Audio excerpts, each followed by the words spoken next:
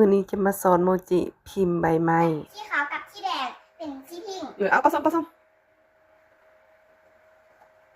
อีแม่ทีละนาลูกเบิร์ก็สังเกตอันนี้มันทางหลังมันข้างหน้าอันนี้ทางหน้าโอเคอันนี้ทางหลังแล้วอันนี้เวลาเอาลงนะเอาทางหลังลงแล้วจากเมื่อกี้ผสมสีเป็นปะ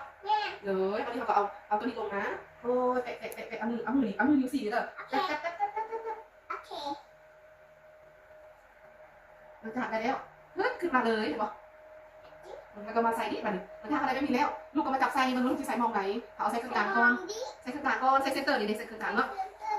แล้วใส่เครื่องกลางก่อนแล้วก็เอาวางลงแล้วเอามือนิ้วสีเน้นโอเคแล้วก็ลูกค่อยๆลูกเดี๋ยวสิโอเคลูกเอามือค่อยๆลูกออกสิเด้อโอเคออกสิโอเคฮึบเนี่ยปึ๊บนี่ว้างามบ่งามเอาที่เพชรเองมาดิเอาที่เพชรเองมาดิ